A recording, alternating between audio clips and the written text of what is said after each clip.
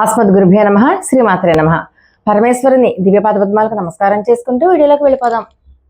మనకి శివారాధనకి ప్రదోష సమయం అత్యంత ముఖ్యమైన సమయంగా మనం చెప్తూ ఉంటాం. ఈ ప్రదోష సమయంలో అంటే ప్రతిరోజు కూడా సాయంకాలం సూర్యాస్తమయ సమయాన్ని ప్రదోష సమయం అంటాం, అది వేరు. కానీ అత్యంత ముఖ్యమైన ప్రదోష సమయం ఏంటంటే పౌర్ణమికి అమావాస్యకి ముందు వచ్చేటటువంటి త్రయోదశి తిథి ప్రదోషంలో కనుక ఉంటే అది ప్రదోషం. అది చాలా ముఖ్యమైన రోజు. అటువంటి పరమ పవిత్రమైనటువంటి రోజు రేపు శుక్రవారం నాడు వస్తుంది. అంటే ఈ సూర్యాస్తమయానికి గంటన్నర ముందు ప్రారంభమై సూర్యుడు అస్తమించిన తర్వాత మళ్ళీ ఒక గంటన్నర వరకు ఉండేటటువంటి ఆ 3 గంటల సమయాన్ని పవిత్రమైనటువంటి ప్రదోష సమయంగా అంటారు.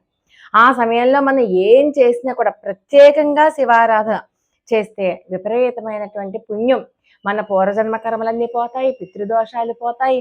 మనకి ఏదైనా తీరని కోరిక ఏదైనా ఉంటే ఆ రోజు కనుక మనం ఆ కోరికతో కనుక శివారాధన చేసినట్లయితే మనకు ఉన్నటువంటి ఆటంకాలన్నీ తొలగిపోయి మనకి పాజిటివ్ వైబ్స్, అంటే మన పనులు ఆ సానుకూలం అయ్యేటటువంటి దిశగా మన అడుగులు వేయిస్తారు శివయ్య.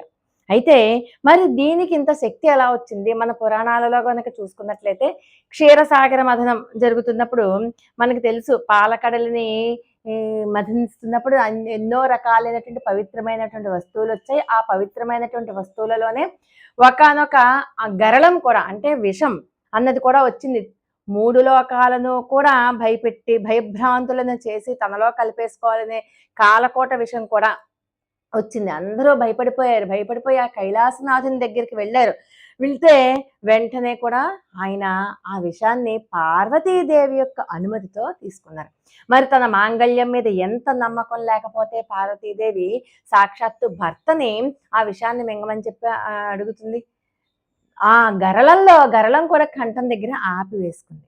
అంత మహాగండం గడిచిపోయి సృష్టి మొత్తం కూడా ఉద్ధరించబడి సురక్షితంగా బయటపడినటువంటి ఆనంద సమయంలో అదే ఆ త్రయోదశి సాయంకాలం వేళ.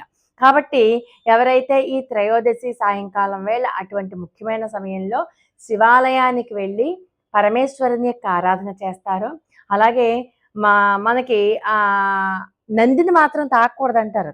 ఈ త్రయోదశికి నందీశ్వరుని తాకకుండానే నమస్కారం చేసుకోవాలి అంటారనమాట. ఈ పవిత్రమైనటువంటి ప్రదోష సమయంలో ఎవరైతే కోరిన కోరికలు కోరుకుంటారో వాళ్ళందరికీ కూడా పరమేశ్వరుడు అన్ని కోరికల్ని ప్రసాదిస్తాడు. ఇలా ప్రతి నెల వచ్చేటటువంటి ప్రతి ప్రదోషము కూడా ఎంతో విశేషమైనదే. కానీ ఈ జూన్ 12 అధిక జ్యేష్ఠ మాసంలో వచ్చేటటువంటి ప్రదోష సమయం. అధిక జ్యేష్ఠ మాసంలో వచ్చేటటువంటి ప్రదోష సమయంలో మాత్రం ఎంతో పవిత్రమైనది, ఎంతో అరుదైన ప్రాముఖ్యత ఉంది. పైగా శుక్రవారం నాడు వచ్చింది కాబట్టి శుక్ర ప్రదోషము, భృగు ప్రదోషము అని చెప్పి పిలుస్తూ ఉంటారు. అంటే శుక్రవారం అనగానే సాక్షాత్తు శ్రీ మహాలక్ష్మీదేవికి చాలా ఇష్టమైనటువంటి రోజు కాబట్టి మనం ఈ శుక్ర ప్రదోష వేళ మీరు లక్ష్మీ ఆరాధన చేసినా కూడా చాలా విశేషమైనటువంటి ఫలితం. శివారాధనతో పాటు లక్ష్మీ ఆరాధన కూడా చేయాలి, అది చాలా విశేషం అన్నమాట.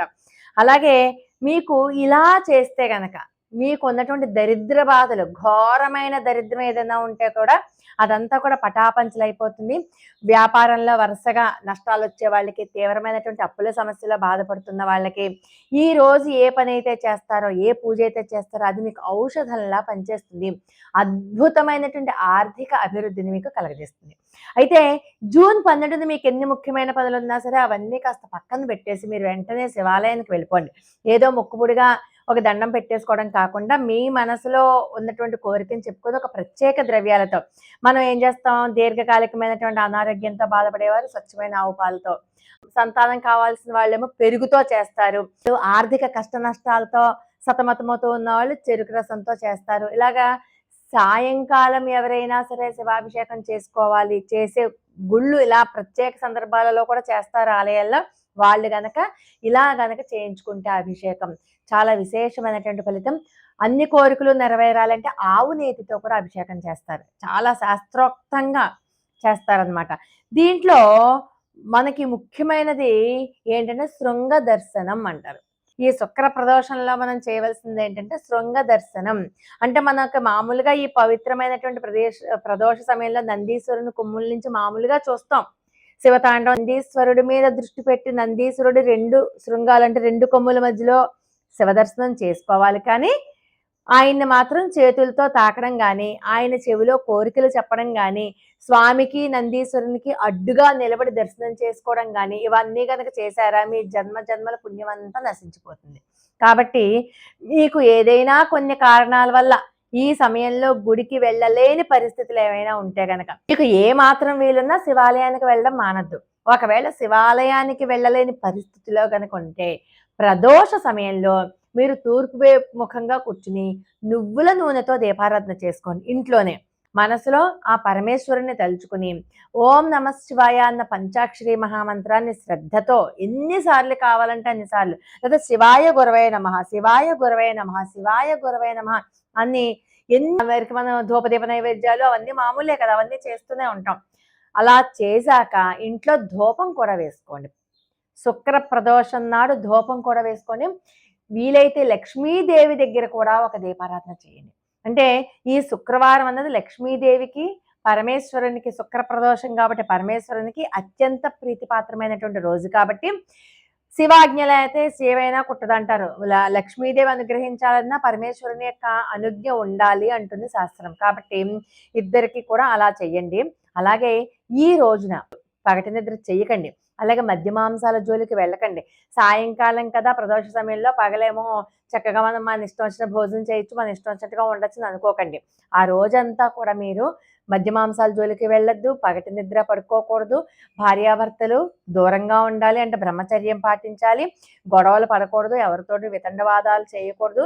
ఈ నియమాన్ని కనుక పాటిస్తూ మీరు ఈ శుక్ర ప్రదోష సమయాన్ని కనుక సద్వినియోగం చేసుకున్నట్లయితే మీకు సర్వే సర్వత్రా అంతా శుభం కలుగుతుంది. పరమేశ్వరానుగ్రహంతో పాటు సకల దేవత అనుగ్రహం కూడా మీకు కలిగి తీరుతుంది అనడంలో ఎటువంటి సందేహం లేదు. ఎందుకంటే ప్రదోష సమయంలో సమస్త దేవీ దేవతలందరూ కూడా పరమేశ్వర దర్శనార్థం వస్తారు కాబట్టి ఆ సమయంలో మనం కూడా శివాలయంలో ఉంటే పరమేశ్వరానుగ్రహంతో పాటు మిగతా దేవతల యొక్క అనుగ్రహం కూడా మనం పొందవచ్చు అని చెప్తుంది శాస్త్రం. కాబట్టి నియమాలు పాటించండి. గోళ్ళు కత్తిరించుకోవడం, జుట్టు కత్తిరించుకోవడం శుక్రవారం నాడు ఎలాగో చెయ్యము, అవి కూడా అసలు చెయ్యొద్దు.